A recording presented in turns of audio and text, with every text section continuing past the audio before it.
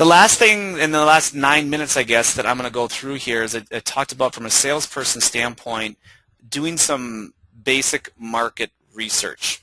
And from a salesperson standpoint, what I've found is most salespeople are reactive to the market.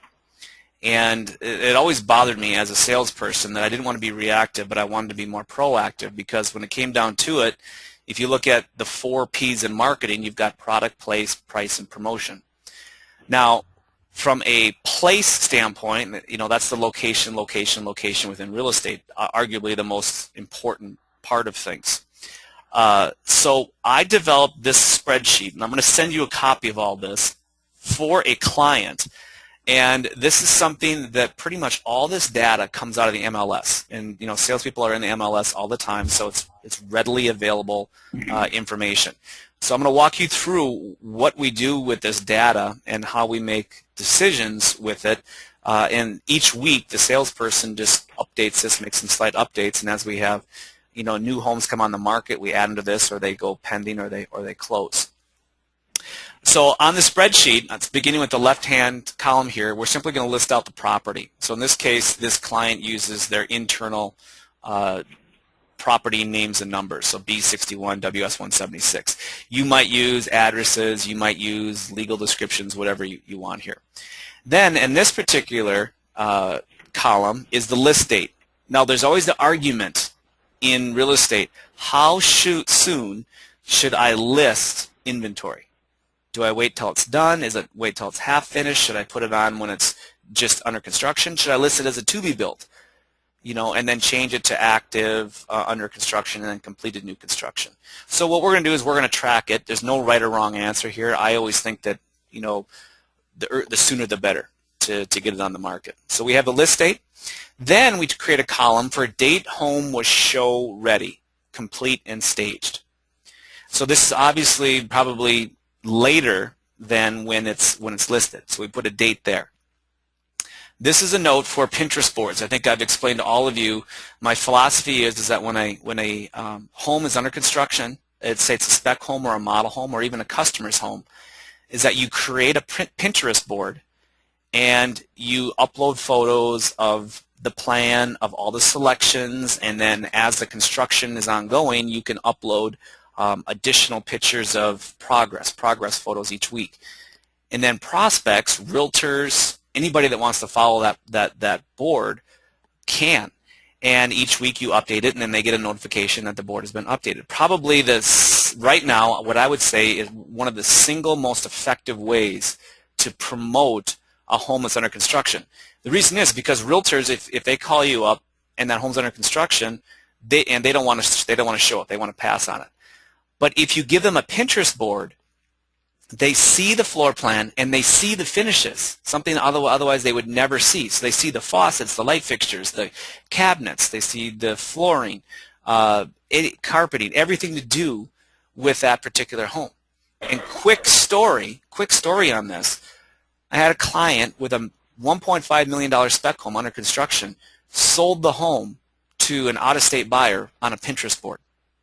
$1.5 million spec. The one that we just got done working with a client or Morningstar in Houston. They had I think it's a $1.5 or $2 million home down there.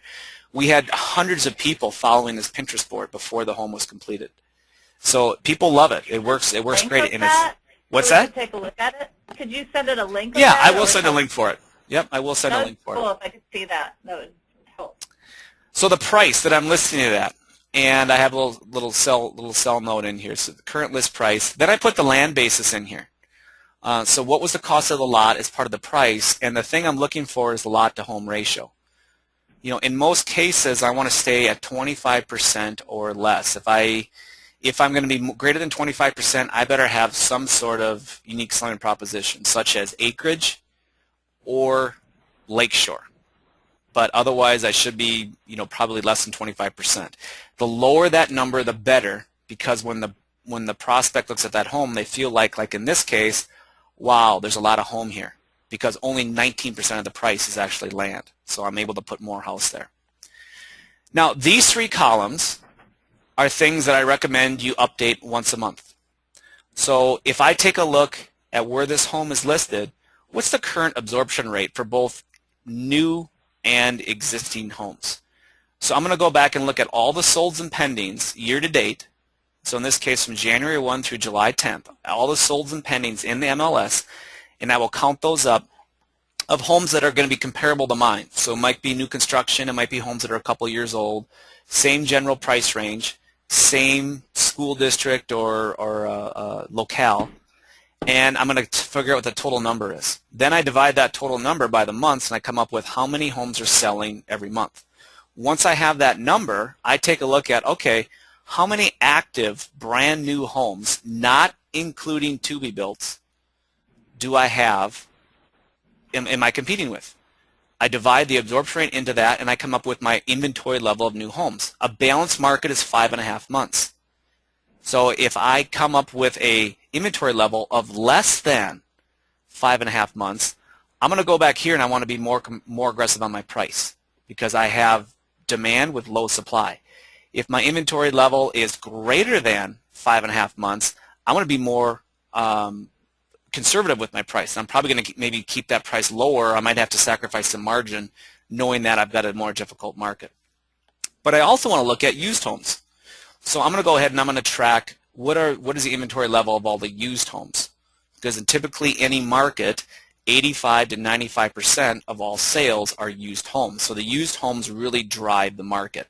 So if I have an abnormally large supply of used homes, that's going to affect my ability to get this home sold at the price I want. If the used home supply is low, that means more people are going to be saying, hey, there's nothing available used, I'm going to build. So I'm going to push my price on my new home.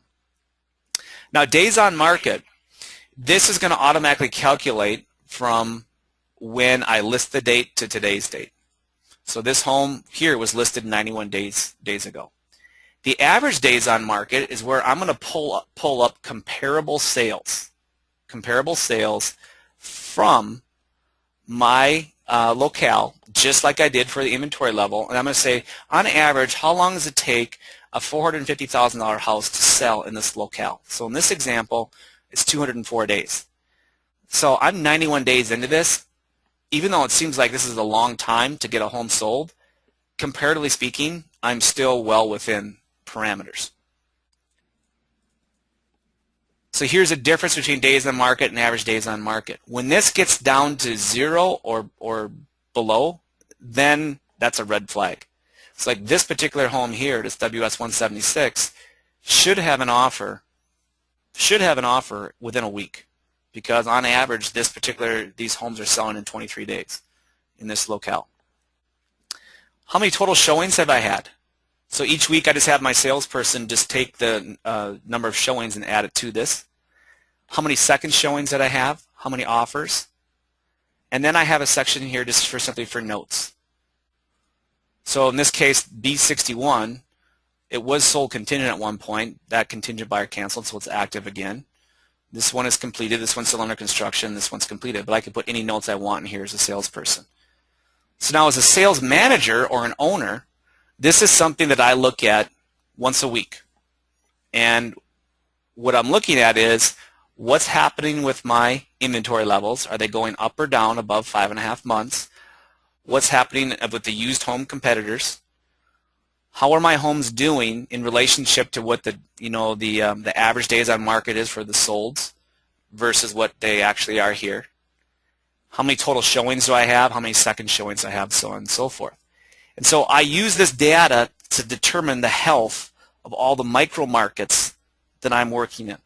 So each salesperson would be tracking their model home, their spec homes, and all the different locations that they have. And that's going to tell you, like in this case here, if my average days on market are 200 versus I can go into this market and the average days are 23, where do I want to build my next spec? It's not going to be where it's 200 days, on market. Where am I looking for my next land opportunity? It's definitely not going to be there. So I'm going to focus on some of these better markets. Make sure that my lot to home ratio is in check.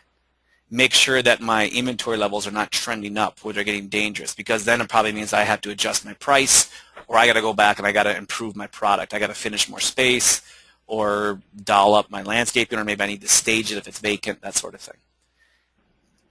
So this is a real simple way for a salesperson to take basic MLS data and create usable metrics that you can look at a weekly, monthly basis to make determinations of how do I move my existing inventory and where should I build my next inventory.